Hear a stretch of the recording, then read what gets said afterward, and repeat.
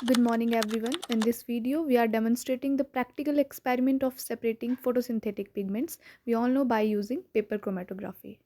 यहाँ पे जो सबसे इंपॉर्टेंट क्वेश्चन हमारे पास राइज होता है वो होता है कि इसकी इंपॉर्टेंस क्या है, क्या रेलिवेंसी है जो हमने ये प्रैक्टिकल परफॉर्म किया। तो सबसे पहली बात ये हमें प्रूव कर रहा है कि लीफ के पास सिर्फ क्लोरोफिल नहीं है, डिफरेंट पिगमेंट्स भी है। दूसरा, फोटोसिंथेसिस को अंडरस्टैंड कर सकते हैं। और तीसरा, पिगमेंट की डिफरेंट प्रॉपर्टीज़ हमें यहाँ पे पता लगेगी, जैसे आप आगे देखोगे।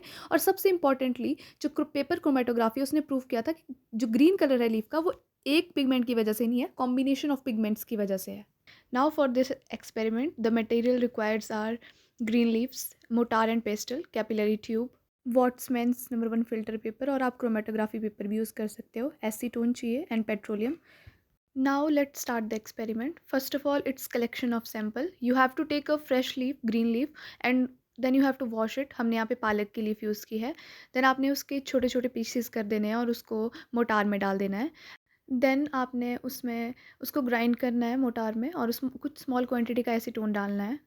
आपने इसको तब तक ग्राइंड करना है जब तक हमारे पास ग्रीन एक्सट्रैक्ट ऑब्टेन नहीं हो जाता। अगर रिक्वायर्ड है then you also filter it. Now the most important part here is preparation of chromatography paper, and in this video our ma'am Dr. Tara Sen is demonstrating us how to make chromatography paper. First of all, you have to cut a strip of filter paper. Then you have to draw a light pencil line about 2 centimeter from the bottom baseline.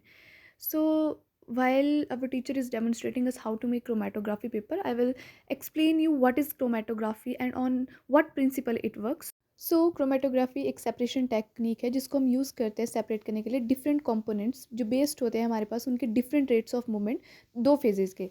Principal also set कि जो experiment है वो work कर रहा है differential solubility और adsorption के ऊपर। मतलब कि हर पिगमेंट जो सॉल्वेंट में अलग अलग अमाउंट में डिजॉल्व होता है और पेपर पर अलग अट्रैक्शन शो करता है, इसीलिए सब अलग अलग स्पीड में मूव कर रहे होते हैं तो वो सेपरेट हो जाते हैं। जहाँ पे इस एक्सपेरिमेंट में मैंने आपको बताया दो फेज़ है, एक स्टेशनरी फेज़ है और दूसरा मोबाइल फेज़ है।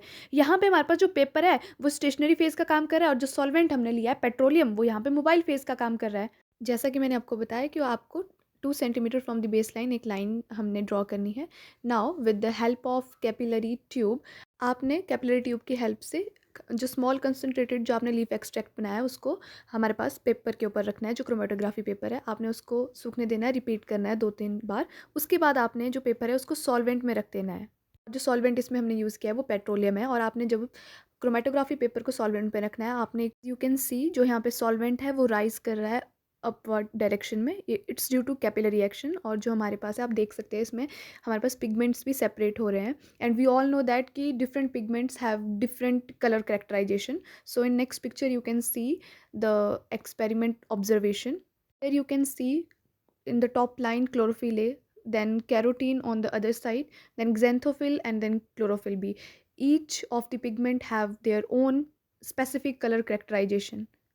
As you can see, different color bands appear हो रहे हैं। carotene orange color, xanthophyll light yellow, chlorophyll A green color, and chlorophyll B blue green. And here another experiment is done showing the pigment by chromatography in Catharanthus leaf.